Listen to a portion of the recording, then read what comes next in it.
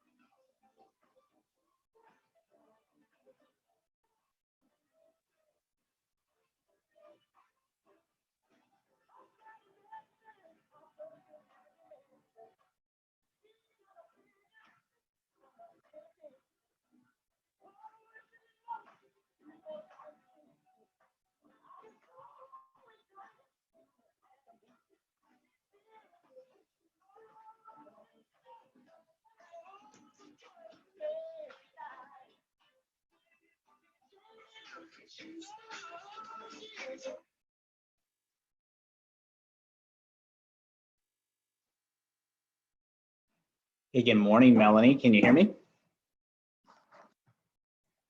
I know you're on the phone. That's perfect. No problem at all. Let's see.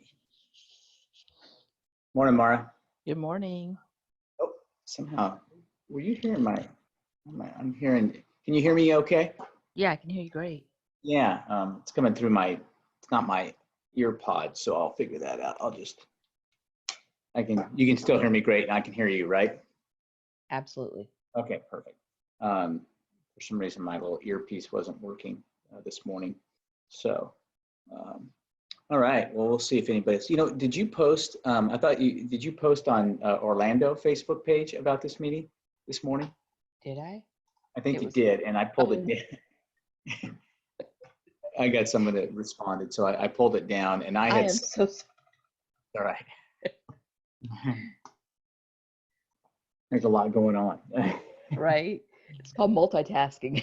Yeah, that's right. Absolutely. So that's good. All right. Well, I think obviously you can let this play in the background if you need to, but if we should be good if you need we'll let a couple other people jump in. We'll see what kind of attendance we have. Melanie had reached out to me, so we'll see if nothing else she has a question I can answer for her. So. Okay, well, I'll go ahead and hop off, and if you need anything, just text me. Okay, sounds great. Okay, great. Thanks, Bob. Thanks, Bob.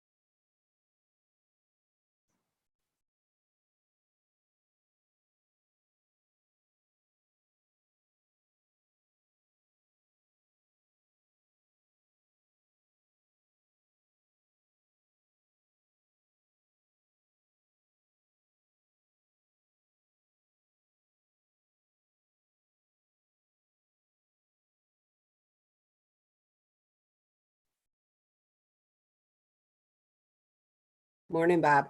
Hey, good morning. How are you, Melanie? I'm good. How are you?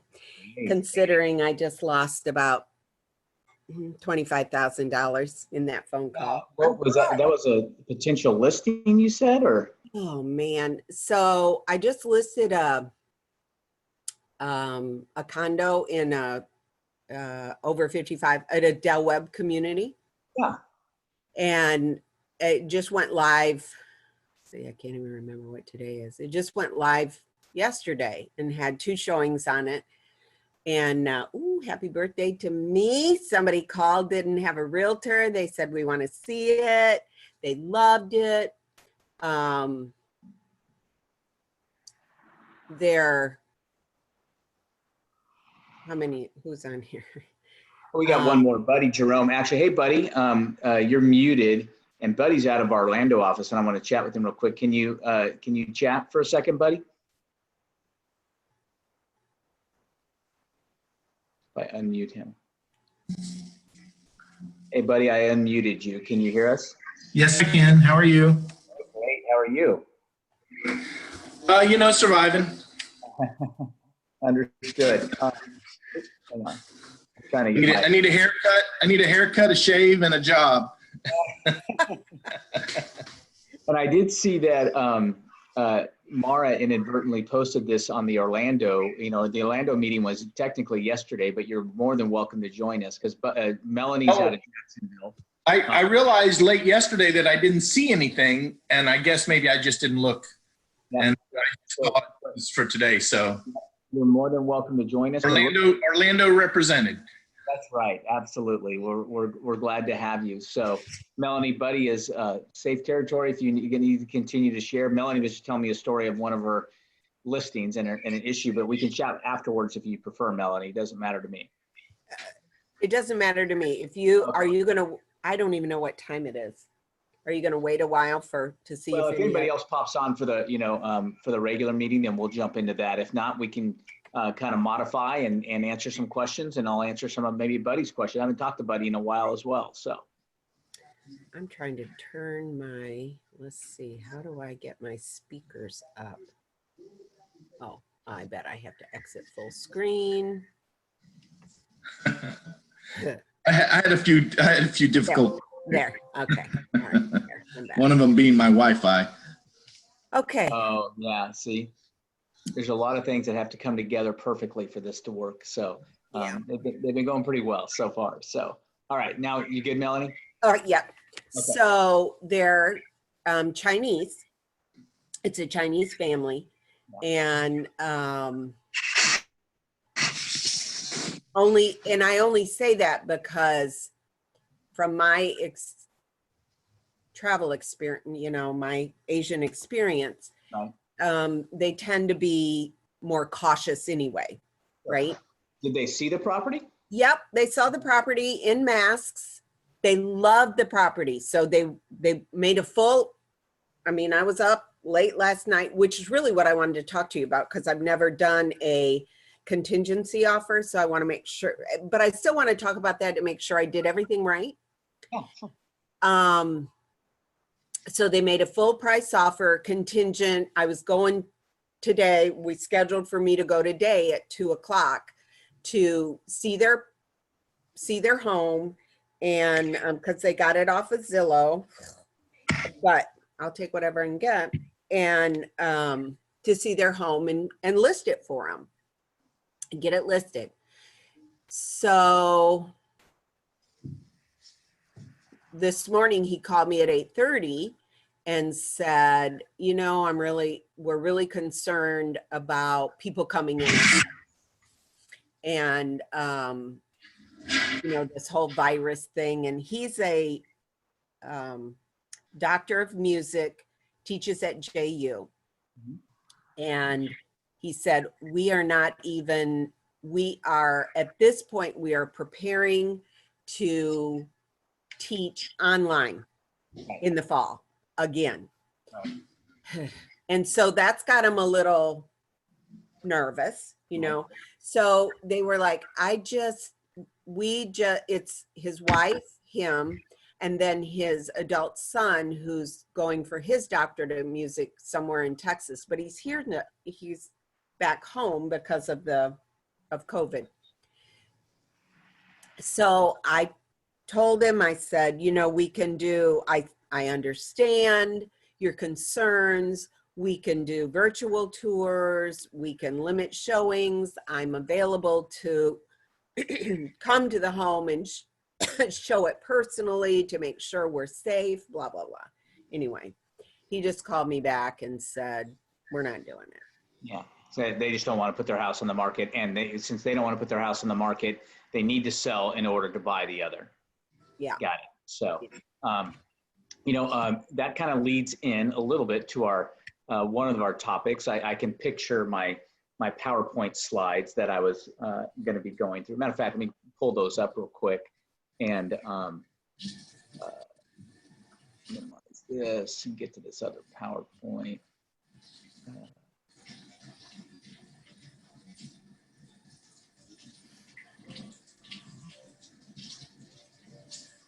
Some of our housekeeping items I was going to cover. Now, I know in Jacksonville, Buddy, this will apply to you for sure, but in Jacksonville, I don't know if it's as prevalent right now to use the, what we call the COVID in-person access acknowledgement. I'm using it. I used it. Okay, Yeah. good. I think you should still, because it's a Florida Realtor form, and I can pull that up real quick as well. Is that just a recommendation or a requirement? We're doing a requirement right now on listings. Let me pull it up, okay. and I'll show you how we're using it. It is. There we go. Okay, so it should look like this, right? It's a Florida Realtor form that came out, and I have a video on this on the front page of FHR University.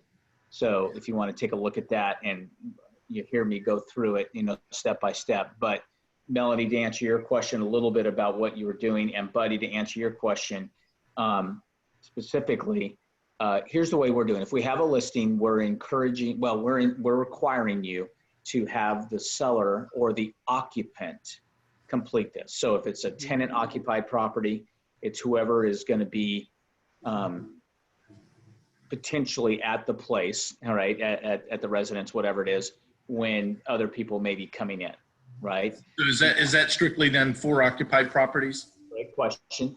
We are asking you to do it on vacant as well, and the only reason is because if there's any knowledge, here's the twofold purpose of the form, right? Purpose number one is to, it's like, think of it as a seller's disclosure, right? It's an additional part of a seller's disclosure, but we're showing it to them before they even see the property, not at the time of contract, right? A little bit twist there.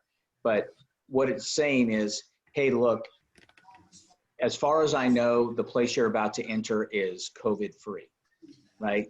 We see no reason why you would have to have any concerns, right? That's, again, no guarantees, right? They're just saying to the best of their knowledge, right? So, for instance, we've had a myriad. We've had people that we've had completely vacant homes with no issues, right? And I've also had people that are healthcare workers that are the ones trying to sell their home and have been seeing COVID patients all day long, right? So, right. Yeah. So now we do recommend in that case, hey, why don't we wait to put that on the market until we get you're no longer seeing COVID patients, because I think people are going to be a little concerned coming in the door, knowing that, you may have been exposed and therefore exposing them. So it's a chance to kind of disclose what they know about their property, right? So that's part one. Part two is an acknowledgement that they realize that even though they are good to go, that people coming in may have been exposed, and there's a risk in allowing people in your home. All right. Now, I know it sounds like a little overkill, and quite frankly, I wasn't thrilled when Florida Realtors came out with this form, because before we were going with the premise of, hey, I mean, that's going to be a tough sell to a jury 3 years from now saying, I had no idea that this pandemic was going on, right? And I went into a home and I got sick and no one told me about this thing, right? So, but once Florida Realtors made it available, my hand was almost forced to make it a required document, right? Because I don't want to get caught having said, well, you didn't use a authorized form and you should have been using this, right? So, so that from the occupant standpoint, Buddy, does that answer it? Yes. The answer is yes. We're going to disclose what we know and then acknowledge potential risk of people coming in, right? Can I take that to my, just not to deviate too far, but a builder partner of mine in DeLand has asked me to start back doing open houses, physical open houses. Yeah. And I'm not an overly concerned person. I do have masks. I have access to masks. I've been wearing masks when I go out. And even I probably did open houses late because I did them into the middle of March. Yeah. And but even then, if anybody came in, I would have them, stay apart. Where one party was in the house, I'd have the other party wait outside.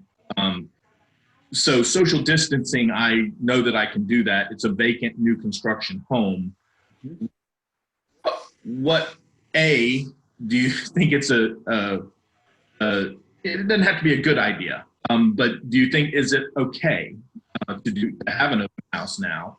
And B, how does this form play into that? A great question, by the way, and I'm glad we have these meetings. So answer is yes, it's okay. What we're teaching is every situation is different, right?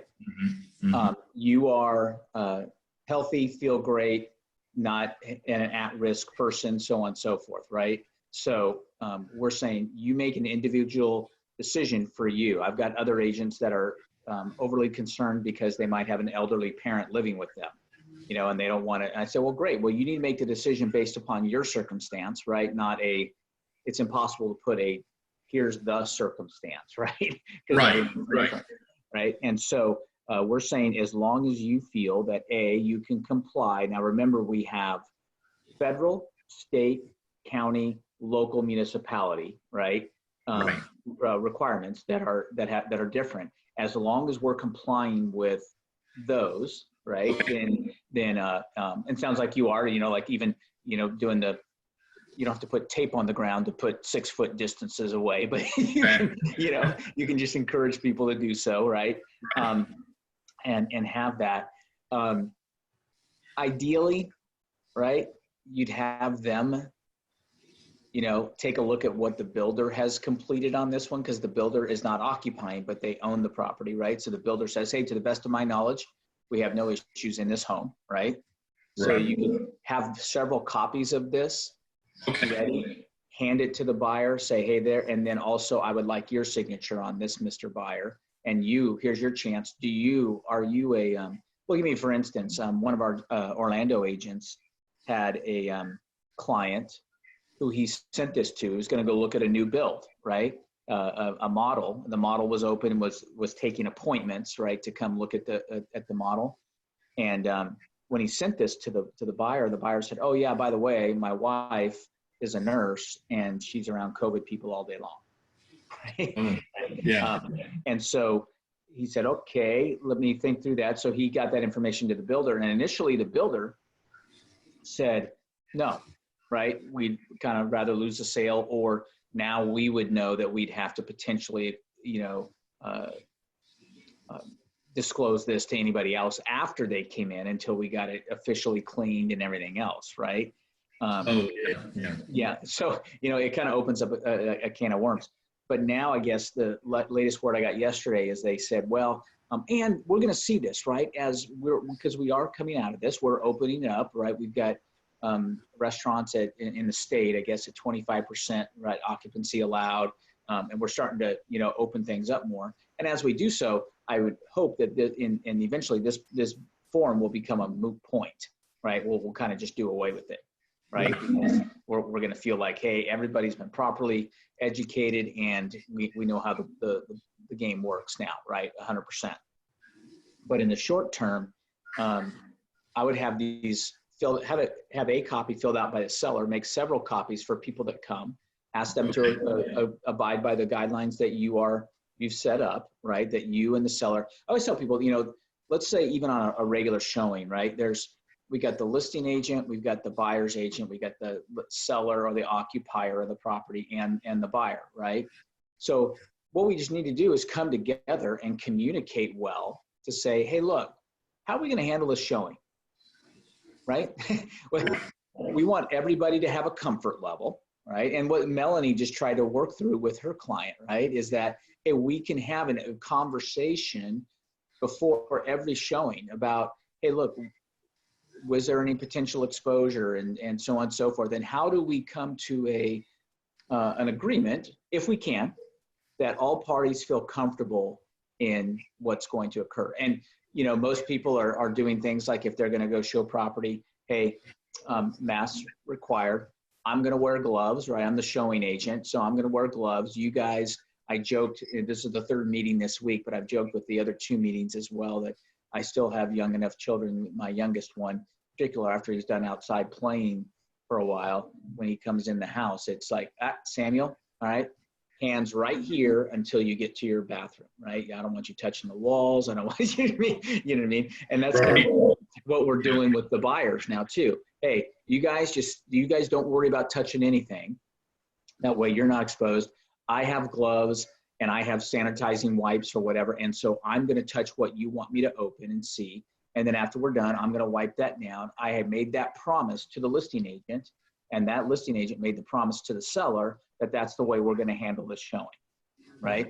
I think that, again, communicating in the front side that that's how we're going to do it.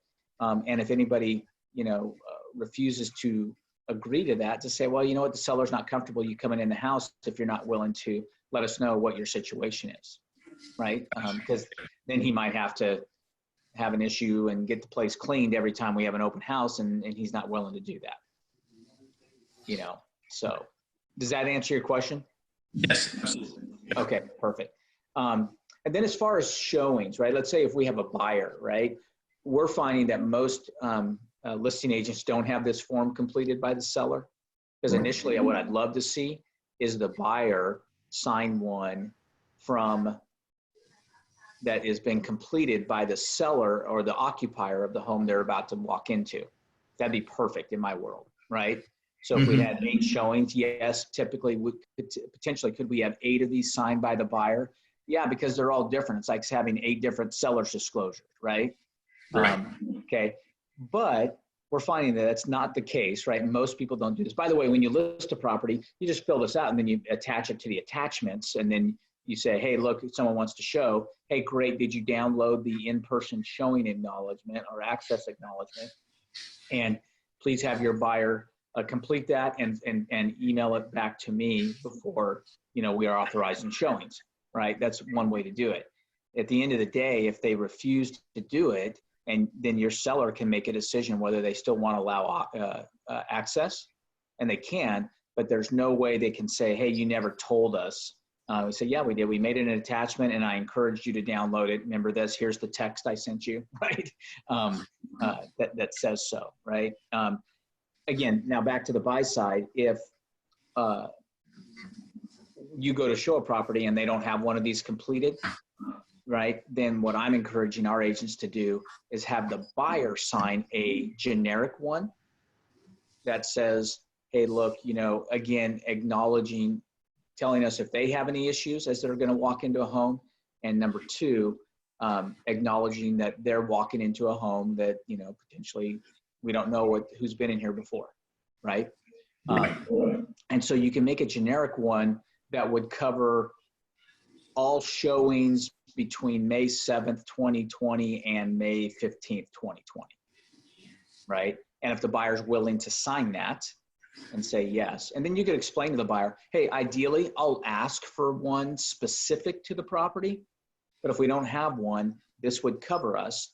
Or are you a buyer that's pretty concerned, and you don't want to go into any property where the seller hasn't acknowledged this. Again, acknowledging this is not perfect, right? I mean, we're just saying to the best of your knowledge anyway. So it's like a seller's disclosure. There could be something they don't know about. correct, exactly. And especially with asymptomatic situations where, can I guarantee COVID's not anywhere? No, because it doesn't, the minute it's there doesn't mean that the symptoms show up like that, right? Right. So it's almost impossible to do, but it's just, if nothing else, we could defend ourselves if everything ever came up that, hey, we did everything we could to try and bring all parties together to get everybody on the same page here, right? Yeah. And so that's the goal. And I guess the overarching, and where I've left it with most of the other two meetings, is this: let's just think commonsensically, right? Let's try and give a level of comfort to all parties, right?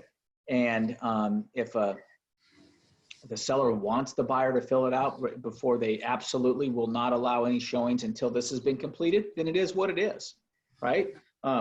We're finding that most, especially as starting to come out of this, right? More people are getting comfortable with coming out and doing the, I myself went to we had been having groceries delivered for 8 weeks, and I went to the grocery store the other night for the first time with a mask and gloves, and I hadn't been in one in 8 weeks, and they've done a good job, right? They've got aisles that are one way, right? They're supposed to follow a traffic pattern and all that kind of stuff, and they're doing everything they can, and I think we're adapting as best we can to the current situation. So I think we could do something similar to our showings, right? Now, Melanie, there may come a point where, to all your best desires and wishes and everything, let me overcome your concerns. If you can't overcome them, unfortunately, you can't overcome them, right? And we certainly don't want to force anybody. And, who knows? It may be 2 weeks, we get another report out that this guy's comfortable with, and he's going to call you back and say, is that place still available, right? And I'd love to do it, and we'll pray for that to happen. So that's kind of an all-encompassing thing about that form. But again, knowing the two of you in particular, I know common sense does apply. I can't say that overarching for 1,400 agents, right? But when I'm talking to two, yeah. Well, the interesting thing, I hate to tell her, but Melanie, I think that the form itself has caused the problem, and it's too late to go back. And again, I understand Bob's position in it, but I sold cars for 30 years, and it would be like me having you sign a document saying that the wheels could fall off or the brakes could go out during this test drive. Release all liability. You'd never want to test drive the car. Yeah. And so same way here, when you showed them the property that was for sale, you were very cautious, and they come from a cautious culture. So at least medically speaking, I mean, that's probably the reason they have such low cases compared to population, because they all were wearing masks. We remember in January, we were looking at them on the news and saying, are they crazy? Why is everybody wearing a mask? It looks ridiculous. But here again, I mean, it is what it is, but chances are this form itself is crippling to our business. I understand, Bob, where you're coming from, and that we do need to use it, but I'm just acknowledging the fact that it is a very scary looking thing for somebody who, because we're the professionals. We know. Think about this. During cold and flu season, did you show houses? You could have even, somebody in the house might have been sick. At the time we showed it. We can't go in that bedroom because, grandma's got the flu, right? Well, we walked all the way around the rest of the house and touched everything. And, but yes, I get it. It's a very scary thing nationally. And, but again, my my feelings are that it's probably the reason that they now don't want people in their house, because otherwise, They didn't know anything about the form, so. yes. Oh, they don't? Okay, No. okay. Oh, I apologize. I thought you said you had them sign it. I had my seller sign it. Okay, before, Oh, right. but when Okay, you then- showed the new client, you didn't have them sign the form. Okay. So, which is what but to your point, buddy, I am asking to be required, right? Or at least put in front of them. Because Which I didn't do, Bob, sorry. yeah, that's all right. No, and I hear you, and buddy, I hear you as well. I'm hoping that we can phase out of this. Now, this all stems from, right, that if we think John Morgan isn't sharpening his pencil as we speak, right? We're probably sorely mistaken. But to your point, buddy, yeah, I mean, if I could rely on the common sense of the courts, right, to say, hey, look, were you living under a rock? What do you mean you didn't know, right? And if you were living under a rock, you probably aren't qualified to buy a home anyway, right? So it may be a moot point for the thing. So I'm going to monitor it, and I may do away, with the requirement, buddy. I would find most of our agents are finding a way to explain it away in a litigious society kind of situation, right? Hey, look, you know what? Even my broker thinks this is a little overkill, but we have to do this just because of, there might be a one-off person who tries to claim that they were unaware that they were going out in public when they came out in public, right? Right. It's kind of like risk of death on surgery. You have a 1 in 19 chance of being killed while having this surgery, but don't worry about it. Nobody ever dies. I mean, the way it's explained is, yeah, you have to sign it, but anyway, yeah. Yeah, no, I hear you. So I think most of our agents are doing, and unless you run across a very overly cautious, or again, if people do have situations where they have at-risk people that they're around and they have concerns, then yeah, we need to be sensitive to that. But in a generic sense, I think we're all okay, right? The same people, were like, well, they're still going to no one can come into my house, but yet I can go into somebody else's house, right? They did, right? Isn't that what just Melanie, right? I can go into somebody else's house, Right. All right, but nobody can come into mine. That's okay. Or hey, I went to the store, 3 times yesterday, but nobody can come into my house, right? And so it's again, this is where our salesmanship is really going to have to work our way through, and we just do the best we can and then try and overcome. But those who are able to do it and take the precautions, right? Be prepared. Like buddy, you said you have the mask, and you're going to make them be 6 feet apart, and you're going to say, hey, look, why don't you stay? And the owner of the home has requested that nobody touch anything. I'll just accompany you, and I'll be the one opening because I have gloves, and I'll know what I've touched, and I can, make sure I wipe that down so the seller has comfort when we leave that we're in a good position, right? And you just take those steps, right, to do what we need to do to be the alleviator of concern as best we can to help us, get through. Does that make sense? Yes. Okay, perfect. Happy birthday, Melanie. Yes, now I haven't looked at my list. Is today your birthday, Melanie? No, why do you say that? Well, I thought you is that said happy just the birthday to same? me.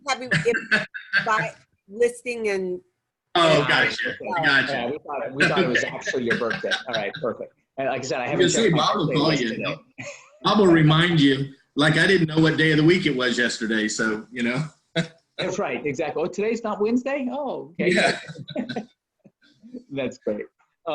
That's too funny. All right, so real quick housekeeping stuff. You should see my PowerPoint there. Yes.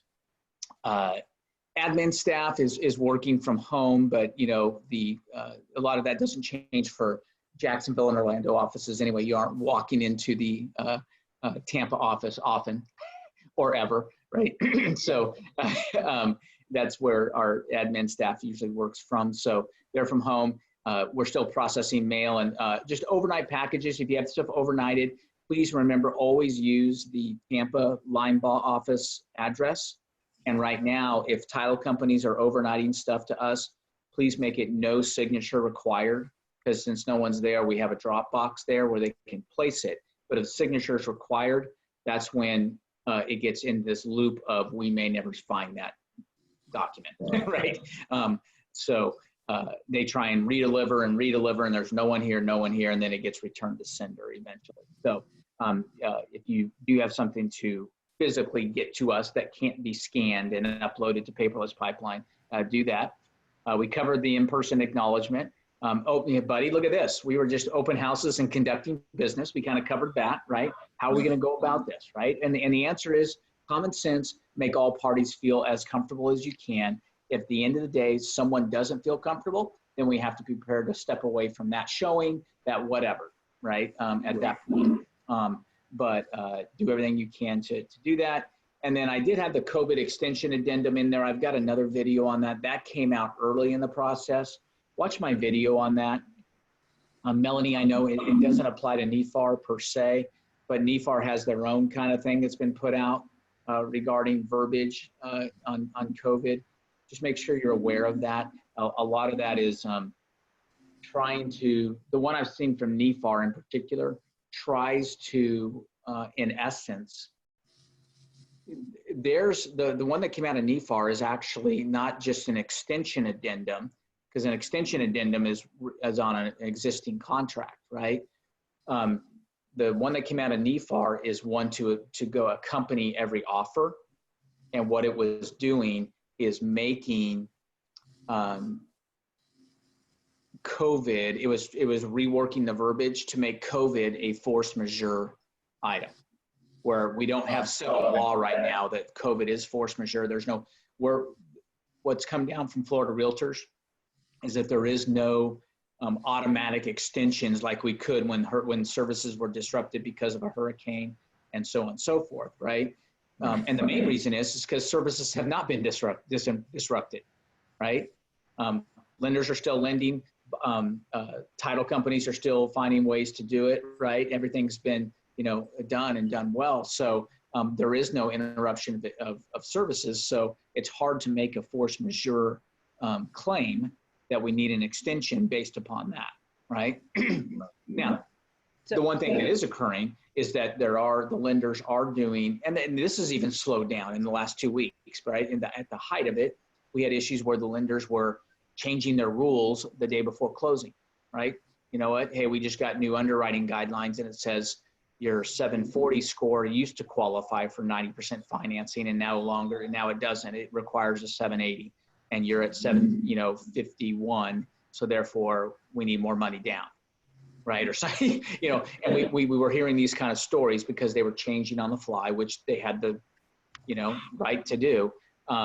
But a lot of that has even slowed down, where they're not doing the verification of employments like the hour before closing, right? Let's re-verify the employment one more time, right. And asking deeper questions. So some of that still may be occurring to an extent, but not last minute to the extent it was even 2 weeks ago. So I'm seeing progress all along there. So just be aware, if you get anything that's out of the norm, right?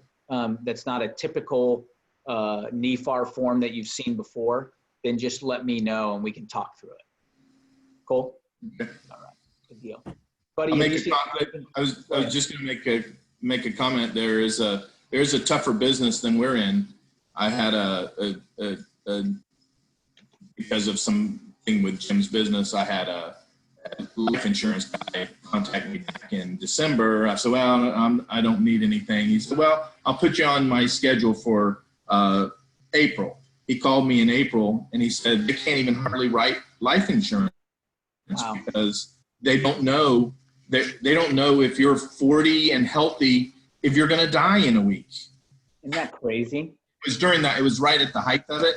He goes, I'm playing tiddlywinks because even if I get somebody that wants to do an application, I can't get it through underwriting because they'll find some way that person goes out of the house and is in contact with people, and therefore could die 2 weeks after we write this policy, no matter what current. Yeah, and our actuary tables don't really work for people dying within 2 weeks of signing up for $1 million coverage.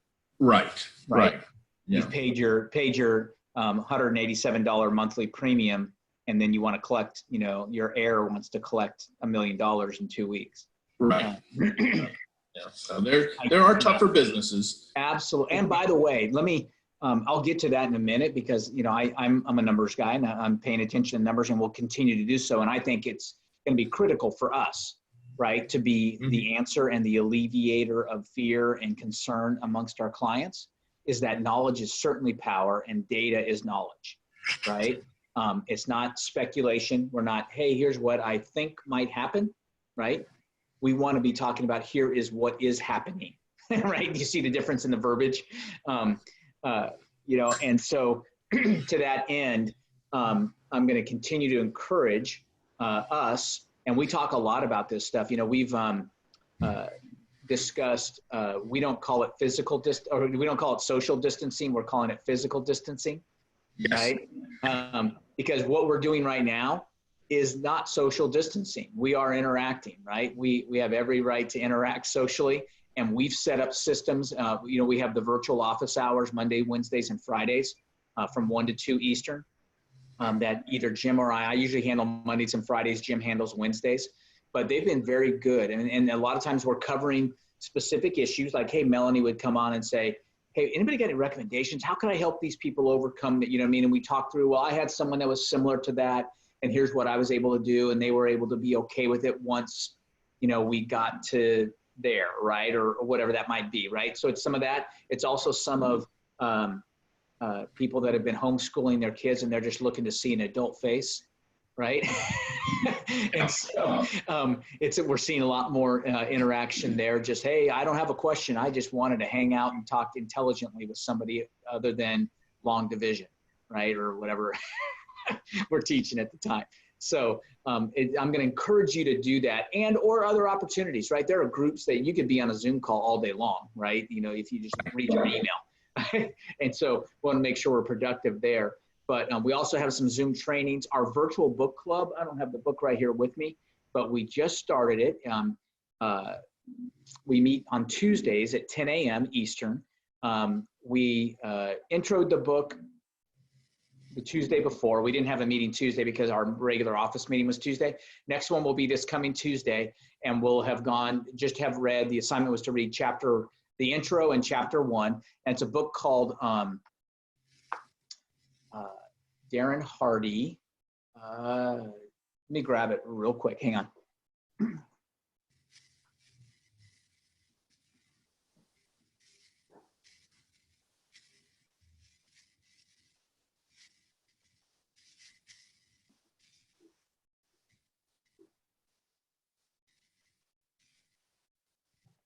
All right, sorry about that. It's called The Compound Effect by Darren Hardy. It's a really good book. A lot of people have read it. Have you read it before, Melanie?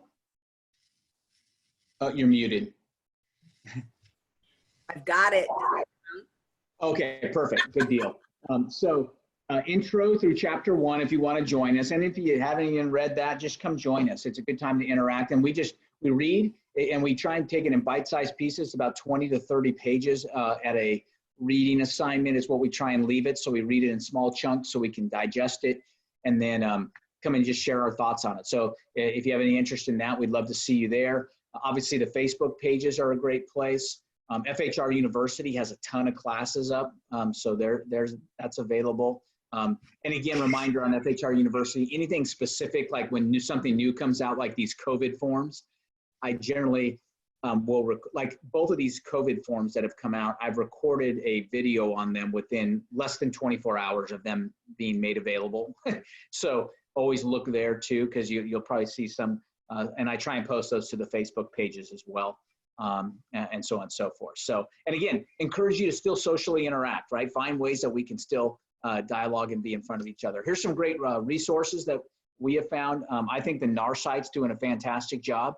If you haven't been there, if you're looking for things like, hey, what are good sources for virtual tours, right? Really cool virtual tours. And all this is kind of going on, by the way, in our own Facebook pages as well. Photographers that are really good packages with virtual tour, still photos, drone, and Matterport. If you've seen Matterport, Matterport's like that walk through a home kind of thing where you click on the next circle and it takes you to the next thing. A lot of these guys will, photographers, guys and gals, are doing it. Up until yesterday, I heard 250 was the lowest package I had heard. But Hope, a buddy from the Orlando office, Hope Carter Snopes, said that she's got a guy that does the whole package for $200 and does a great job. So it's, again, we have to, as listing agents, we have to make sure that, hey, if we've got people that are concerned about coming into a home, then let's make them as virtually available as possible, right? So they don't have to do it. Buddy, yesterday, Pamela, Pamela Rabine? Yes. Okay, so Pamela said that she went to a showing the other day and the sellers were really concerned, right? Melanie, like your sellers potentially were going to be, and they didn't want anybody in, but there was a really good virtual tour. And then they said, here's what we'll do. We'll leave all the window blinds open, all the lights on, and you're free to walk around the house and peek in from the outside, right? Again, everybody's different. I get it, right? I mean, and who am I to judge somebody else's concern over, I don't know their situation, right? So, Right. But in that instance, that was satisfactory to the buyer. The buyer was able to do, and I think they even wrote an offer on that home based upon what they had seen. But I don't see in the end a large number of buyers not willing to, at least at some point, maybe before the offer, because I've certainly had people that have never even seen a property put in an offer, but before the review period, they want to see inside the property. 100%. I was thinking of something, I don't know if Melanie would, you have to be able to afford to do this, as a listing agent, I think. But what about, if you set up a station, a small table at the entrance to the property that the seller could move outside and move inside as a showing was coming, that had hand sanitizers, masks, and booties, foot coverings. Require everybody wear a foot covering, have their sanitize their hands before they go in. They're welcome to sanitize when they come back out, and they must wear a mask. I mean, I think that is something that would at least take. Of course, it doesn't eliminate every single possibility, but for somebody who's particularly nervous about it, it would certainly make me feel better if people that were walking through my home had, booties on, a face covering, and had just sanitized their hands in case they do touch something. That's a very good point, buddy. And one other point is, if you've gone to the extent of having a really detailed virtual tour, have them even sign off saying, hey, look, before you even really, did you really walk through this home virtually already? Right. Before we go through the rigmarole, right? Putting the booties on and the hand sanitizer and all that stuff. If you've passed the first gateway of, yes, I've seen it, I've seen the Matterport, I really like everything about it, I'm not just here to look at a home because I'm tired of staying in the house, right? Right. So now we've taken it to the next level, and I agree with you, buddy. I mean, and we do everything we can to the best of our ability to get them okay, right? Or comfortable. So that's great advice. And you could even take the $1 million listing approach too, and require only showings by appointment and pre-approval or proof of funds prior to showing. That way that you eliminate the looky-loos, and at least you get the people that are, have a recent, bank approval, or, these are buyers, because it's kind of hard for us to, you can't do that normally with a $300,000 listing, but, they do it all the time with, multi-million-dollar listings, so it would just be a way to kind of, I don't want to call it riffraff, other than just looky-loos, keep the looky-loos down, and that would, Yeah, I think feel that's great to advice, get buddy. Yep. to get double-sided on a deal in another listing, and then be sitting there looking at that and trying to figure out how can I save this double-sided listing and get another listing. It's a big deal. It's a Yeah. Tried all that. They're not. I mean, they're not budging. they're not budging. They're Yeah. extremely cautious right now. And so for me, I'm just respecting that. Sure. Well, I can. Yep. I was just going to say, at 30 years in the car business, and I'm not saying this is necessarily the case, but some people just need an excuse. Maybe they're not really ready, and people come and look, and you think they're getting ready to buy a car, and then you call them, and then now they're going to wait a while. Well, they were talking like they wanted to buy a car, and now they're waiting a while. So sometimes it's just other reasons, that, and they're blaming it on, finding something to blame it on, Right. Also, I'm just saying, it could be. I totally understand, and that it all could be, and then what I would do, obviously, Melanie, and we've said this already, just stay in touch, right? Because we're such a fluid situation right now that things may change in a week, right? Yeah. That all of a sudden now he gets a notice from his JU that says, hey, looks like we're back up and ready to go for the fall, and we're anticipating that. Then that might change his whole outlook, and everything changes, right? It's just, you never know what may occur. So I think that's perfect, and good to go there. Anyway, so take a look at all these different sites. I think the NAR site's doing a great job. Florida Realtors is doing a great job. Your local boards, between the training that they're bringing on, and some of the other even designations, right? You can get some designation stuff going on that's there, and it's all amazing what the boards have done as well. There's so much information available if you want to, right? I mentioned the Generosity Generation. That's Michael Mayer's group, right? They are continuing to do daily meetings, right? If you want to do that from 1 to 2, I think is they're always bringing on some level of professional that's doing stuff.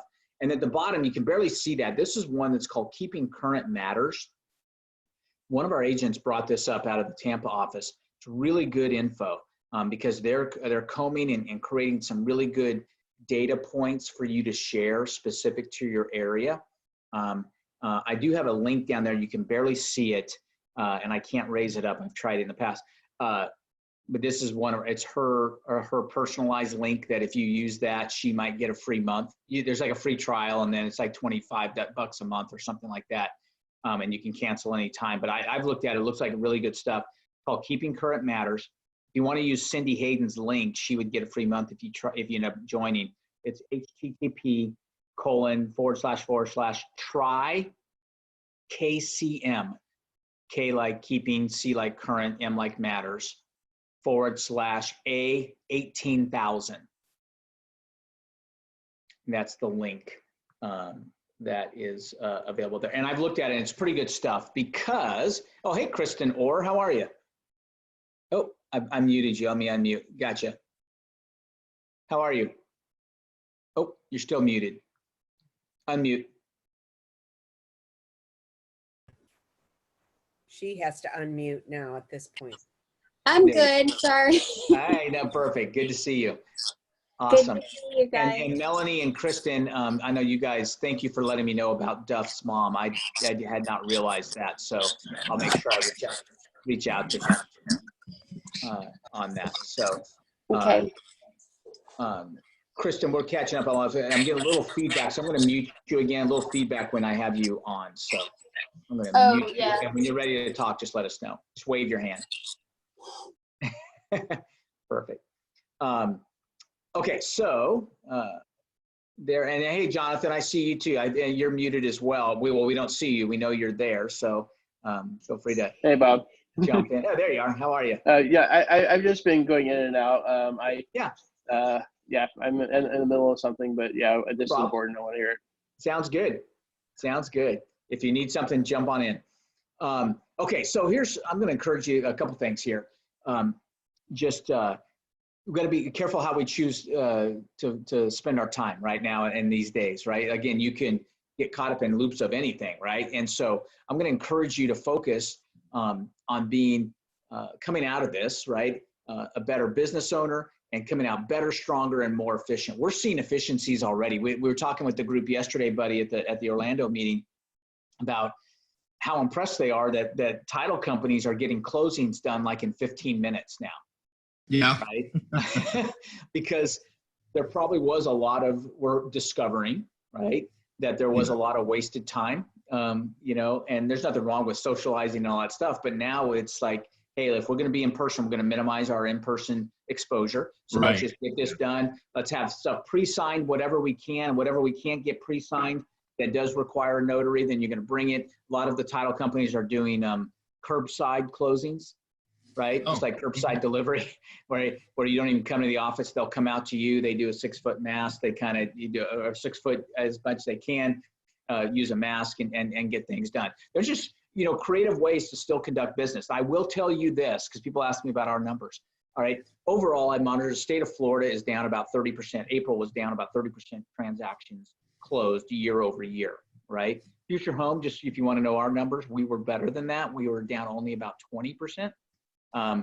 And May is already looking better than what I would have projected, just based upon where we are. So it's a testament to you guys. I am consistently amazed when I go into paperless pipeline, see our pending deals, how you guys are still continuing to conduct business. And, you know, I'm on some calls nationally with a lot of other brokers quite often. And we are weathering this storm better than most. When I say we, the state of Florida is, right? First of all, there are states, Pennsylvania is one, where they still are not allowed to show a property. Right? Wow. Period, right? They've been locked down for 6 weeks now, and they've seen basically a 95% reduction in their volume. Right? Who's going to buy a house they can't see? Yeah, right, exactly. Or if you're the only way to do it, I was going to say that when you mentioned it, buddy, a lot of times when people haven't seen it, they are doing extended inspection periods, right? Like you said, the review period, or if nothing else, doing the regular inspection period. And if they still aren't, everybody's not comfortable allowing them to get in and see the home, then they're having to either cancel or extend the inspection period. Right. Until they do it. But at least you're getting under contract and you feel like you're locking something in to get that done. And eventually, you're right. And, you know, looking through the windows is great, but you're not going to be able to see the water stain at the bottom of the baseboard in the, you know, half bath that's under the stairs because you couldn't see that from the windows, right? So it's going to have to be inspected, and we all know that. So we're going to, and all we're doing maybe is buying ourselves a little bit of time. So in 2 weeks, or, you know, when we're ready to do the inspection, now people are even more comfortable allowing people in the house, you know what I mean, to require. So anyway, so commit to doing that. You know, it wouldn't be any Zoom meeting. It's not, it's almost disallowed for me to do a Zoom meeting without mentioning Stephen Covey, right? So, here is my quote from Covey's 7 Habits of Highly Effective People. You know, this is his 7th habit. It's called sharpening the saw, right? And this comes from whether it's an urban legend or a wives' tale or whatever the case may be. But the story is that Abraham Lincoln was asked, "Hey Abe, if I gave you, here's a tree that's 6 foot in diameter, I'm going to give you 6 hours to saw this, you know, or to knock this down. What are you going to do?" Everybody else would say, "Hey, let me start sawing right away if I only got 6 hours." And Abe says, "No, I'm going to spend the first 4 hours sharpening the saw." Right? I'm not going to waste effort on things. So this is what we're doing. When we're learning, when we're getting designations, when we're increasing our ability to decipher data as it comes out so we can better educate our clients on what the market's doing, right? We're getting better at valuating properties and so on and so forth. We're sharpening the saw, right? And I'm going to encourage you to spend an hour a day, right, learning something about your business that's going to help you come out to the first bullet point, better, stronger, and more efficient, right? We can come out of this better than we were when we went in. That's the idea, right? That we can do. No, and I think we all know this, that market share, huge shifts in market share always occur during turbulent times. You go back in history, turbulent times have created all sorts of different, things. Charles Schwab came out of the Great Depression, right? All these, different things occur, and market share shifts occur when people learn to adapt, right, to whatever that current situation may be. I'll use an example here. So Hilton hotels, for instance, a lot of times the Orlando meetings, right, buddy, we do at the Hampton Inn, which is a Hilton product. And, but for the most part, when I stayed at properties, when I was traveling, and I traveled quite a bit, right? I haven't been doing it lately, but when I traveled quite a bit, I was a Marriott guy, right? I racked up tons of points, and I was comfortable with, the things I was staying at, and so on and so forth. Well, I haven't heard from Marriott at all, but I've heard from Hilton. And Hilton has come out with a very specific design about, here's what we're going to do. As we start to come out of this thing, here's our 20-point touch program that we're going to do every time someone vacates a room, knowing that here's where we're doing everything we can. We've partnered with Lysol. They have all this kind of stuff to help overcome potential concerns I may have as a business traveler, right? Yeah. Right? And I think those are the companies that are going to come out of this soonest, or sooner than the rest, right? And recover the quickest are ones that are going to adapt to say, hey, look, I'm not going to bury my head in the sand and pretend like the clients aren't concerned about it, right? They are, right? So if they are, what do we do to alleviate those fears and concerns, right? Are you with me? Yeah. Have you guys seen other examples of this? I mean, I'm just using Hilton as an example of companies that you know of that are kind of reaching out to you. Anybody? Well, of course, all the advertisement on TV, just about all of the, I hate to harken back to the car business, but, they immediately dropped to 0% and, finance it for 120 years. And, if you, the thing, some of them are like, and if you do get sick, we'll waive your payments, Yeah. Let's, they're figuring out ways to adapt, and that's exactly right, buddy. That's and that's a good analysis too. And obviously that is on your radar, having been in that business for as long as you have. Right. So that's cool. So what I'm encouraging you to do is think of ways that you can do that. And we've already discussed some of that, right? What Buddy mentioned for Melanie about setting up the table. How are we going to do that? The virtual tours that we're all getting very, very familiar with. And you know what? Wouldn't it be cool if we come out of this thing and, or when we come out of this thing, and now our buyers have been trained to not have to look at 30 properties in person, right? Wouldn't that be a great thing, right? That now we say, hey, look, let's narrow that down to really the people, because they've done a great job helping us see this virtually. And now that we've been able to pull all the data, wouldn't it be cool if we just, looked at 3, right? Instead of 30 that have already passed a level of tests, so that now we do it. And I think that's potentially where we're headed, at least in the short term, that we can, and that's going to be good news for us, right? That's going to be a time saver for us. Instead of having to show 30 properties, right? So we'll try and keep our eyes on the positives of everything that we go through. I already mentioned this. How can we alleviate the fears? What changes do we need to make in our business practices to help us adjust to the current situation and make those changes permanent going forward? Because they're great ideas, right? It's just a better way to do it. So, and then finally, know your numbers as we come out, right? As we begin to come out, this is going to change almost on a weekly basis. So I'm going to be doing some weekly updates, helping you guys decipher information that as we come out of this, what does that mean? And look at, yes, we might be down overall X, but we're still up 1% from last week.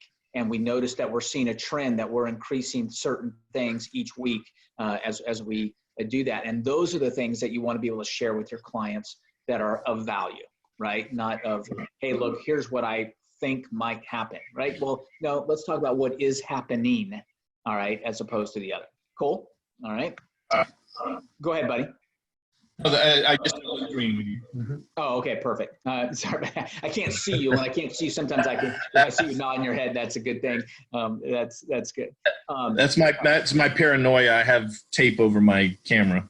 Oh, yeah, I don't blame you. Understood. All right, Kristen, you got something? Let me unmute you here. Oh, So when you help us decipher those numbers, where are you actually getting the numbers from? I'll be doing that from either Florida Realtors puts out great stuff regionally, right? Mhm. But I'm going to find Jacksonville's a little bit different, so I'm going to have to dig a little bit to find what Jacksonville has.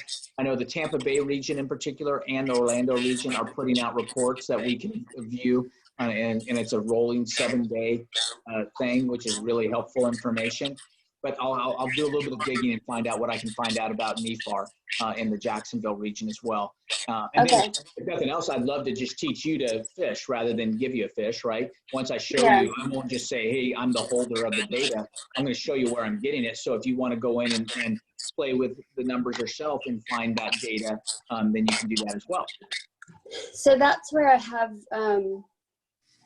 a ton of anxiety is where everybody's getting their numbers, because many people are displaying numbers, and once I go in and look at what I feel like is concrete number, it's completely different from what I'm seeing. Numbers are you talking about sales numbers, or are you talking about like? Yeah, Okay. like the people stating that we're down so much or whatever, when there's nothing really to compare it to in recent history.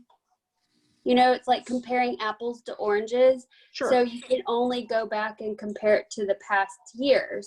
Well, then they're sending out a message of, you know, it's sort of mixed messages too, which really drives me bananas, because it's contradicting all over the place within one message. Right. So I'm just really having trouble with listening to other realtors in our region and their negativity, plus their so-called, they know, they're in the know. Well, no, you're not, because you're getting numbers from a hot sheet, which tells you nothing. Correct. You've got to dig a little deeper, and I agree with you 100%. And it needs to be localized, right? We certainly don't want to listen to national numbers, because here's what we do know. Like I just got done telling you that Florida, you know, was down 30% in April, but you know, Pennsylvania was down 90% in April, right? So we don't want to look at being lumped in with the national. Here's what's happening nationally, right? Well, who cares, right? We're concerned about what's happening in your case, Kristen, in Jacksonville. Right? Yeah, Northeast Florida. Yeah, I don't care about any of the other counties at this point. I care about my people in Northeast Florida. Correct. Exactly. And we will get you that data, and I'll help you decipher that and come up with some truth. By the way, that keeping current matters thing that I mentioned might be a good place to look. I don't know if they're going to give you the data, but it'll give you some good resources that once we have the data, we can plug into and communicate with our sphere and everybody else well, right? I'm muting because they're too loud in the background. I'm muting myself. No problem. So just know that we'll get you that data and help you find ways to get that information out to your people. So it's going to be good. Good news is, I'll tell you this, is we properly price. We have an inventory shortage, right? Because of what, you know, Melanie had, where you got sellers that are concerned about there's an inventory shortage. And we are seeing a lot of multiple offer on homes, right? Just because people are, hey, look, there's nothing to buy and we really need to buy. We're moving here and here we come. Don't forget that we still live in Florida, right? Right. The good news is that we've got all sorts of great financials behind us. When I say that the underlying financial bedrock foundation of who we are, we've got a fantastic tax structure that's alluring to other people. We've got great weather, we've got great pricing, and there's every indication that this virus says that it doesn't like, listen to this, doesn't like sunlight, doesn't like heat, and it doesn't like humidity. hello. Right? Exactly, right? We cornered the market on that. Go ahead, buddy. I said we cornered the market on that. That's right. That's exactly it. If anybody has that down, it's Florida. So that's the great news, right? That people are going to be flocking still. If they're flocking anywhere, they're flocking to places like Florida, right? So know that we're in a good position to come out of this. And the other thing I talked about us being resilient people, I just think we're resilient by nature because Floridians, because they were used to having to work around things like hurricanes, right? It's just, we've done it before. We've had to find creative ways to do stuff. Some of these people that have never, again, I'm on some of these calls nationally, and they're a little more concerned because they don't know, they're like, what's force majeure? I'm like, oh, force majeure? Are you kidding? We dust that thing off every June and have it available, all the way through August into September, sometimes even late as October, right? We know every time we get a storm in the box and everything else. So it's all good. We've got this down. So I just think we're naturally better at doing all that. And it's a testament to you guys. And I can tell it by our numbers that it is a testament to that. So could I just make just to go back to Kristen's concerns about numbers and hearing different reports from different agents. Yep. Kristen, I'm an older guy. I've only been in the real estate business about 6 years, but I was in the automobile business for 30 years.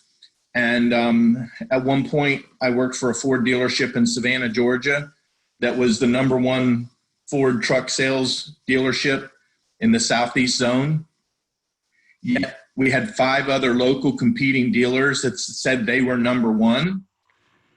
And so when it comes down to it, we were the #1 in Ford F-150 sales. They were #1 in Ford Taurus sales. Somebody else was #1 in that county that they were in. And so what happens, I think, when you see realtors coming out with different things, they have an agenda.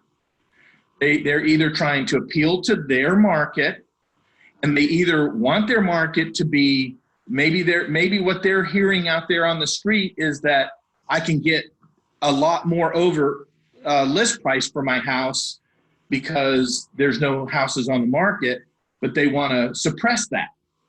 Or they've got people that don't want to list because they don't think they can get a good price for the house. So they're trying to encourage them that, boy, sales are really great, and boy, everything is wonderful, and come on into the market. So when it comes to numbers, they all could be true about that particular circumstance. In other words, if you have an agent that says, Duval County has record sales, we're above any previous year. Well, maybe they're talking about, 59,000 to 99,000 price point, or something. They could make a number work and actually be telling the truth. Yet they're not disclosing everything about how they got that number. And that's why you might see, and then the next agent says, gosh, sales are down 32%, Yeah. Can you hear me? Yes. Okay. That's exactly what that's my exact concern. There's a lot of blabbing about statistics and not enough disclosing about how did you come up with that number? So the issue I have is and I know I can't change this, and I'm not trying to, but I did a couple of weeks ago try to change this, and I was very had 5 sleepless nights because of it, because it drove me bananas. Not only because there were so many holes in this information, but also because this is a platform for this person to reach on, and those people that follow him are also part of my platform too, where I'm now contradicting someone who's in the same organization as me because I'm choosing to give information that is more accurate and more revealing than that person is. And Well, I can I just say this, and Bob, I know I'm not trying to cut you off, but if you talk privately one-on-one with Bob about the numbers, you'll be able to, when Bob helps you find the research area that you're looking for, Bob will show you how to get there's a result that you're looking for without stepping on somebody else's toes. Like I said, there were 5 number 1 Ford dealers in the Savannah, Georgia area, and they were all right. Mm-hmm. When it came down to it, what they said in their ad was true. And yet it seemed contradictory to the clients because, you know, we were disclosing that we were number 1 in Ford F-150. They weren't disclosing what they were number 1 in. And all you have to do is, and I think Bob will even say this, when you get this statistic that you want to put out there, and you can look through, you can find good and bad in what Bob's going to show you. But when you get the statistics, then you can quote your source. And if you're quoting a source and they're not, then, you know, in my opinion, it makes you more valid. And I did that, and the problem is I don't have as many followers, and I don't have the I don't know what the right word is for it, but I don't care to continue arguing with someone who. Yeah, and let me step in, Kristen. Yeah, first of all, you need not argue with them, right? Okay, because you're not going to win that argument. They don't want to, you know, they don't want you to prove what their flaws in their thing. So I wouldn't go there. What I would do is, and going back to all of our meetings, is this is why your personal relationship with your sphere is so critical, right?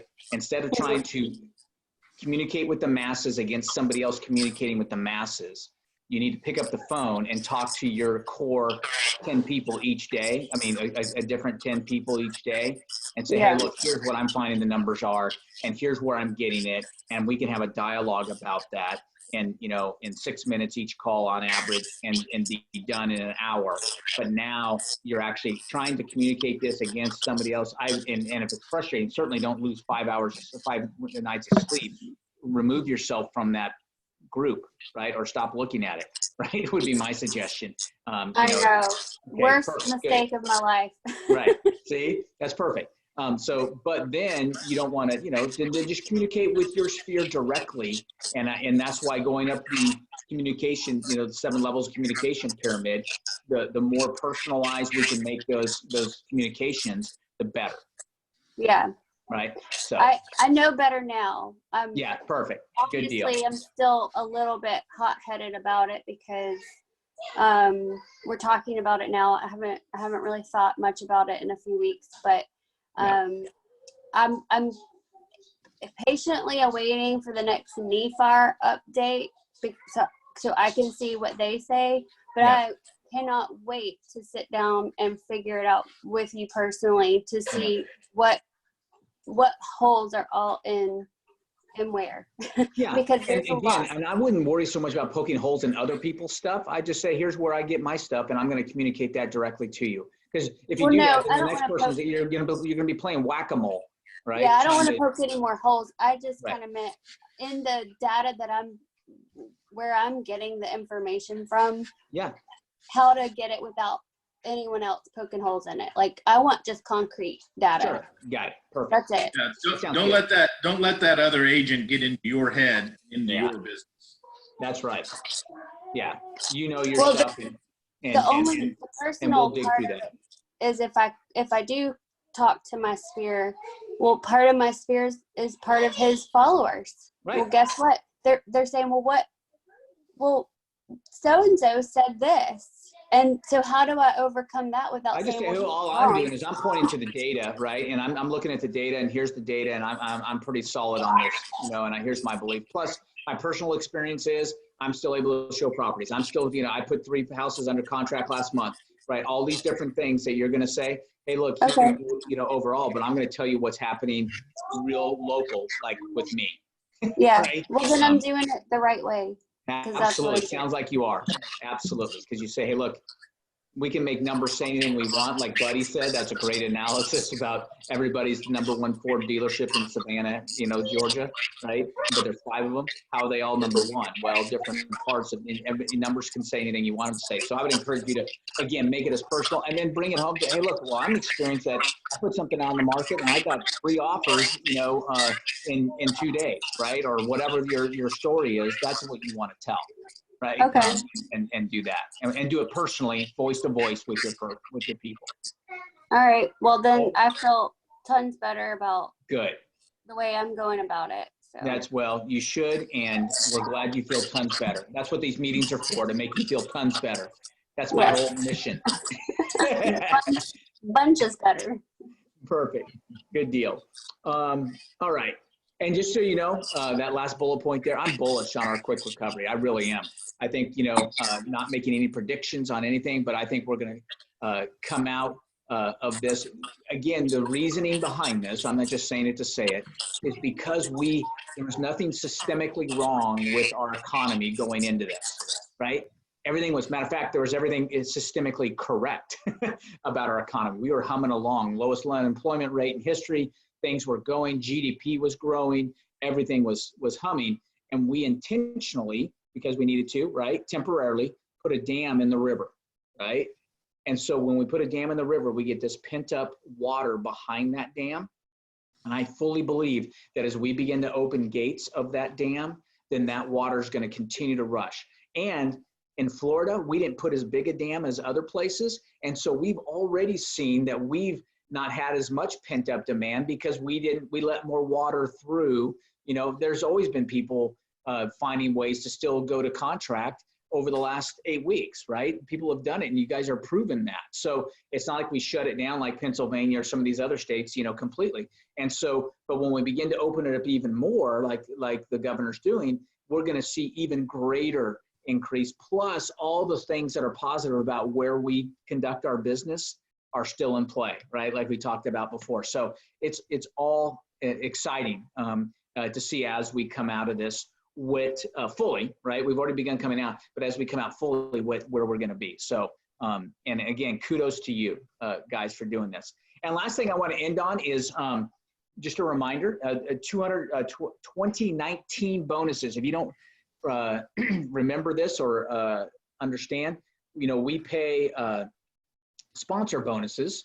Some of you may have come from Keller Williams. It's not 7 levels deep like Keller Williams is. It's just a one-on-one referral, right? Hey, if you introduce us to an agent that joins, then every year, as long as you're both an agent with the company, we pay you. And the way we calculate those bonuses, as a reminder, is out of any transaction, any commission you earn, the company receives $250, right? Well, let's say Kristen introduced Melanie to Future Home, right? Then when Melanie has a closing and Melanie pays $250 to Future Home, then $25, 10% of that $250 gets put in Kristen's account, if you will. We don't pay it on every closing because there'd be a lot of checks to pay, right? So what we do is we track it all year long, right? And then in May, we pay it based on the previous year. So we just sent out 2019 bonus checks. We're very grateful for your introductions, right? When you introduce us to other agents, agents we don't know. So we value that greatly. And we want to honor that by paying you these bonuses. So check it. Here's a couple of stats. Over $49,000 in bonuses. I cut checks for over $49,000 going out to agents. I think there were 223 different bonus checks ranging from as low as $10, right?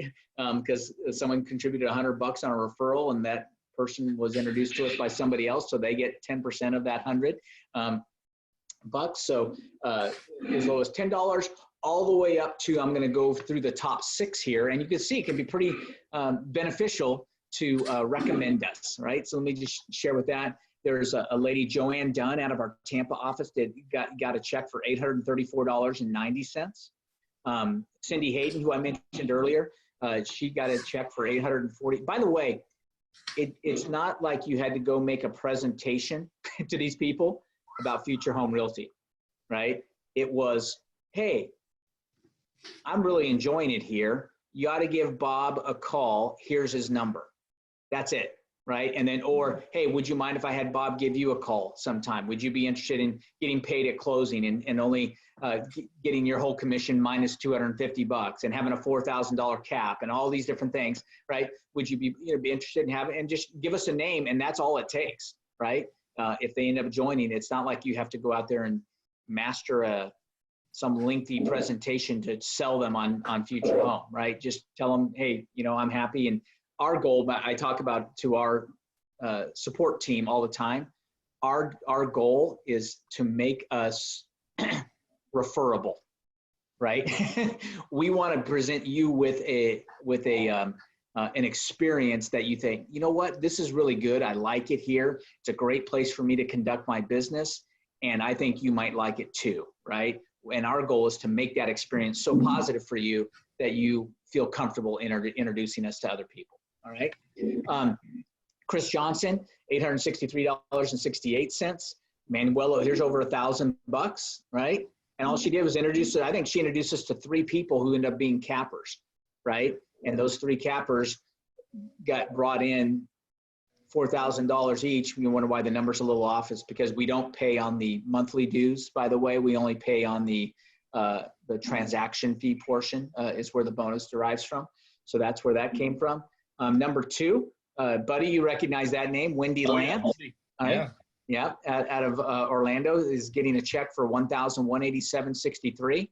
And catch this, our number 1 guy, first year we've ever had somebody hit this threshold over $2,000. He's getting a check for $2,008 just as a thank you. Now remember, he's a capper, and people say, well, at Keller Williams, I heard people getting, $22,000. Yeah, well, they also paid a lot more money into Keller Williams to begin with, right? And so Right. John had paid in $4,000, and he's getting half of that back just by introducing us some other people, right? Yeah. So, and remember that happens every year as long as everybody's still an agent with the company. So we, again, want to say we're thankful and we're appreciative of your introductions. And this is one of the ways we do it. We do it verbally. Hey, thank you, right? But we also do it monetarily, saying here's a tangible expression of our appreciation. So everybody good there? I'm trying to think. Jonathan, anything you need to add real quick? We got about Sure. about 4 minutes. Just one thing I had a question about, and can you hear me? Yeah, absolutely. Okay. The biggest challenge I'm having is with lender requirements. I literally got a call from a lender I work with last night, said anybody under a 660 is not getting a loan right now. Yep. And so I just don't know if you have any advice with the people that I'm working with that are under 660, how to keep them engaged until Yeah, my encouragement would be to hang in there, because as quickly as it went from 620 mandatory to 660, give us a week and it might go from 660 back to 620, right? It's such a fluid situation that I would just encourage, and or make sure you're not married to any one lender right now, right? Yeah, I would be on the hunt for lenders, because we're hearing stories. I see posts on our Just Us Agents page. Just the 100K page. A guy, Frank Cotto, for instance, from Lincoln Lending, says he's doing FHA loans in the 500s still, credit scores. Okay. Do you have, can you share those resources? Is that more of a 100K thing? Well, 100K is in there. You're part of 100K, right? Yeah. Yeah. I just don't know. Just do a search for Frank Cotto, C-O-T-O. I don't know let me see if I have his contact information in my, again, you have to do the investigating yourself. I'm not sure exactly what his programs are and what it looks like, but check it out. Let me see if I have that. You could also just do a post in 100K. Yeah. Referral of lenders are allowed in there with low scores. Yeah. Yeah. Then Post I'm that going and to say, have hey, everybody anybody can help me out. And you might be careful what you ask for, because the lenders are allowed. Be prepared for 1,000 responses. Yeah, that's right. Yeah, that's what I was going to say. Is I don't know if I won all those phone calls. But yeah, I just didn't know if there was any inside resources you can say, hey, we know this guy can get this done. And I don't also, have his number saved anywhere, but it's Frank Coto, C-O-T-O, Lincoln Lending. Lincoln like Abraham Lincoln, Lincoln Lending. Just Google him and you'll find him. And I think he can do business all over the state. So it shouldn't be an issue up there in Jacksonville. okay. As one resource. And like Buddy said, post it there and be prepared for the deluge of lenders to pitch in their wares, if you will. So, but yeah, so just continue to find, and then also monitor with your other current people about, hey, look, how are we doing now? All right, are we changing? Are we still at 660 or has that been adjusted back down? Yeah. So another question I had is, I remember the last recession. I remember there was a lot of government programs that came out afterwards to assist with first-time home buyers, et cetera. Yep. Do we have any way of because usually I just wait for the lenders to tell me about it, but yeah. do we have any way of monitoring If that? we hear of anything, I'm pretty tied into Florida Realtors and National Association of Realtors. I'll tell you this, apples and oranges, 2008 and 2009. People have always said, hey, maybe I should really become an expert at REO and short sale listings. You remember the reason why we had so many short sales back in 2008 and 2009 is because we had an extreme drop in value, right? It was married, and it was part of it was there was some recession and people lost their jobs, and then coupled with loss of value. Right now, we aren't having loss of value. So even if somebody is in a situation where they can't make their mortgage payment and they come to you and say, hey, I need to sell my home, the likelihood is that they have enough equity in their home to sell it, pay a commission, and get out, right? It's not like, hey, yesterday my home was worth 300, now today it's worth 200. And I owe 240, right? I think we're in a much better, I know we're in a much better position than, I would even compare 2008 and 2009 to see the need for these things. I think they've taken steps in the short term to keep, stem the tide and making forbearance available. Everybody said forbearance is a negative term. If you need it, you need it, right? Forbearance is easy to say, well, you're going to have to pay it later. Well, later's later, right? If I need it today, I need it today. They need to investigate that. Buddy, go ahead. You got something? Nope, maybe not. I just saw your green box light up. So does that make sense, Jonathan? So yeah, we'll keep an eye on if we hear of program, but I hear a lot of talk about, I got to be prepared for foreclosures. I'm not buying, right? Yeah, no. Don't add up to me. I agree. And what I had a $400,000 one closed the other day, and they had actually called me a couple of weeks ago and said, hey, should I still do this? And my concerns. And my question, I answered the question with a question. I said, have you lost your job? They're like, no. I was like, are you in a field where you anticipate losing your job? They're like, no, we're a computer programmer. We work from home anyways. Right. I'm like, well, and what I told them is what I've been telling a lot of people is, the bad thing about this whole situation is it's hurting the people who can't afford to be hurt. It's hurting people who are service workers, et cetera. That's where unemployment numbers. And these are people not buying houses anyways. 100% agree. So, it's if you're in the 200,000 or less market, then yeah, I've seen my people in that market be affected and put off buying houses. I even had I had a poor guy leave the Navy as a pilot to join Delta. Right before all this hit. Yeah. And we were under contract and he canceled his contract. He's like, I just can't. He's like, if anybody goes, no. I'm the first guy. So, I have lost sales, but it's, not affecting the people who are traditionally, my customers. I totally agree with that. And again, case by case basis, but I think, and that goes back to my being bullish about our recovery. Cause I think, we haven't dropped as what we thought, we potentially could have been anyway. And then that makes it make it even easier to come out even faster than we could have imagined. So I apologize. A little after 11, I make a promise to make sure I get you guys out on time. If you need anything from me, always reach out. I'd love to see you at the office meetings. Kristen, reach out to me, maybe text, and we can set up a time maybe early next week where we can I can take a look at what you've already dug into with NEFAR and see if I can help sift through that. Maybe we can just do our own personal Zoom session and work through that, if that's good with you, numbers wise.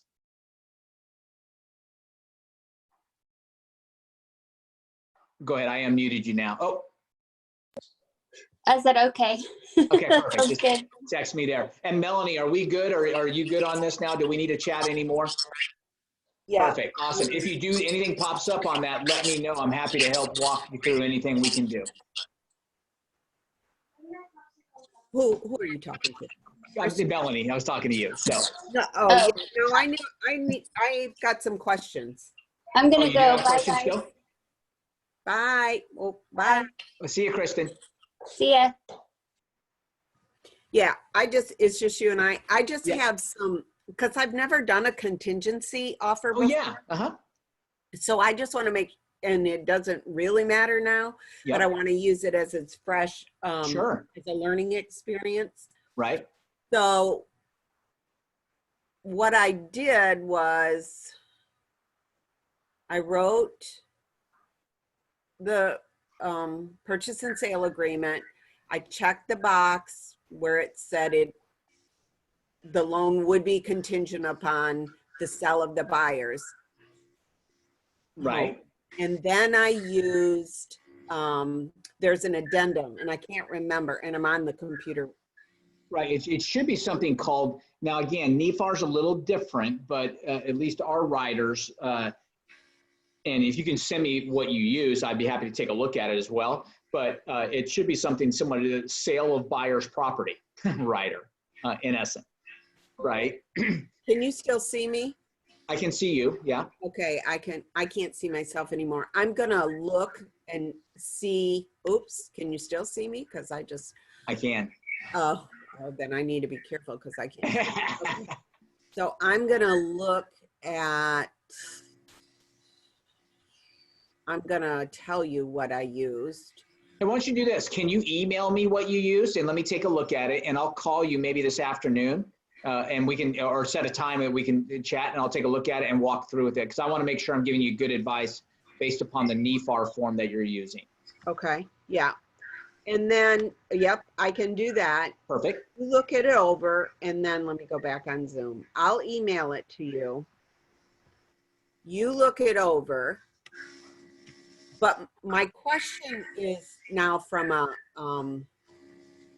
okay, so let's pretend they had executed it. Yeah. Right. Pretend I did everything right. Right. They executed. Uh-huh. So it is, the form is called a continue to market. Oh, gotcha. Okay, that I have to take a look at that, because it sounds like they're trying to allow you to continue to market the home and have a kick-out clause that allows the seller, your seller, right, of property A, we'll call that, right, which is the Del Webb community property. We'll call that property A. The seller of property A to continue to market, and if they get a valid offer within so much time, then they give notice to your other buyers that, hey, look, we've received another offer. You've got 24, 48, or so many hours to decide what you're going to do, and then either get out of the way so we can move on with this other offer, or remove all your contingencies and we're going to go with you, right? Right. It's called a kick-out clause normally, but again, send that to me so we can take a look at it, and I'll walk you through it. I know Buddy's back on, and our MLS does not allow you to market that home as active any longer. Right? That was my question. Yeah.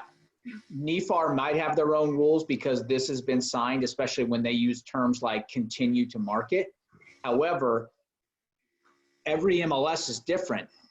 Stellar MLS, which is our MLS down here, has a rule that I don't care if you have that contingency on there and you have the right to market. You can market it by open houses and your own, personal marketing, but nothing in the MLS. It has to show pending in the MLS. The in between, after you send this to me, do me a favor and reach out to NEFAR and ask them the question: if I had a right to continue marketing addendum signed, do I have to pend it in the MLS, or can I keep it active? Because I'd be interested to hear what NEFAR says about that. Okay. Very good. And then we can discuss it now. Once we have that bit of information, then I can give you a really detailed answer on how this would all play out. Okay. Cool. I mean, it's dead, right? It doesn't No, matter. I understand, but just so for the future, maybe it Right. revives or somebody else walks in with the same situation. Right, okay. Yep. Perfect. Perfect. Do you have my email? Don't reply to reminder emails about Right. meetings or something like that. That's the wrong one. What is it? It's Bob MCD. So Mary Charlie David at futurehomerealty.com. Okay. Cool. Yep, thank you. Awesome. I'll look for that email and then I'll call you when a chance we can sit down and go through it. And if we want, we can even set up our own little personal Zoom session and I can I can bring that form up on my screen and we can go through it together if you want. Okay, All right. thanks. Perfect. Awesome. Good to see you. Hey, buddy, you good? Yeah, I'm Bye. good. Yep. I just, my battery went out and I was trying to feed the lawn guy. So No problem. I think we're all wrapped up. It's good to hear your voice. And if there's anything Same else here. you need, reach out. I will. I'm starting back alive now. I've been in hibernation. So How's the vet? we're up 10%, Wow. and we were up 20% last year. That's awesome. Good deal. So yeah, and we just got approved for our PPP loan. Nice. Good deal. And you're still, everybody's, you've been open the whole time. You're able to take people Yeah, in? open the whole time. Well, we're considered an essential business. Right. We have 2 employees that were sick, but they tested negative for COVID. Perfect. So we even took advantage of some suspected. There's a sick pay thing. I don't know if you're familiar with that. I think I've heard of it. Basically, you pay them what their normal rate is up to 80 hours. They can have 2 weeks sick pay, and the government reimburses you, takes it right out of your taxes. So Nice. literally never spend the money. And then, Nice. of course, I will tell you, I had a nightmare with the PPP. I don't know if you did a. Yeah, we've heard some stories. We're hearing better stories on the second round because a lot of the big money had gone out already. So then some of the smaller chunks are being dispersed now. So I'm glad. We made a mistake of going with a company that solicited our business, one of Jim's suppliers, where your neighbor is a banker with Seaside Bank here locally. Right. He's working on these loans, and he's actually the one that told us we could qualify, but we needed to go through our own bank. Well, on Friday, I'm talking over the fence to him, and I'm telling him we're not hearing anything back on PPP. Right. So last Friday, we had nothing. On Sunday at 6 p.m., we had an approval with him. That's awesome. They're just not inputting it. There's still money left. Let's get this thing going. And so anyway, Well, that's great. Now, are you guys doing anything at the vet clinic, adapting, with distancing guidelines or anything? just some additional cleaning. We are doing some, and that's the other side. I've been doing a lot of their mailings. So a lot of people are getting their prescriptions mailed where they would normally just walk in. Right. And so we're doing that, and so I'm doing that, which is like something almost every day. Perfect. And they're doing some people pull up, they wait in the car and call the clinic and they say, we're here. So whenever you're ready, motion to us and we'll come in. And so there's still people that are, our clientele for some reason, a very, very wealthy clientele, not particularly skittish, about the virus. So, which is a good thing, I guess, to some degree. Where everybody's wearing masks all the time and cleaning and sanitizing, and just trying to I put a flyer out front, just general flu season stuff, and it's been good, and Jim, it's kind of frustrating to him because it appears to him like I'm sitting home doing nothing. Yet he's working harder than he's, every day is another hard day, so, but we got a new puppy in January, and I've been growing up with him. So perfect. And I'm getting back. I am doing an open house on Sunday, and got a referral yesterday. And so I've touched base back with all my people that they went on hold about 2 months ago, and so now I'm trying to get them out of the pull them out from under the covers, so. Perfect. We'll see, but Bob, thank you very much. You are a leader among no other, and I really enjoy our relationship. And you have a lot of people, and you always make it feel, and I think it's genuine. You make it feel like I'm your only agent, like you know me, and I feel like you know so many of your agents so well, personally. And so I do appreciate that relationship that we have. Well, and I appreciate that. And I value the relationships we have. So thank you as And well. if you've got 2 seconds, I do have a question about, I'm going to call it conversion. Yeah. I'm pretty good at telling people, why I work for Future Home Realty and that kind of thing. Right. What really gets me is because when our original conversation, we got stuck in that house in a rainstorm, December 2017, you said to me that there's no reason anybody should ever want to be a broker. That, that you have a model that they can't get an office building and pay for a phone and all that for $4,000 a year. Mm-hmm. So when I see friends of mine that have been in the business for a while getting their broker's license because they're going to open their own brokerage, unless really very clear, how do you get that kind of a go-getter to come to Future Home Realty and develop teams, and how does that work? Yeah.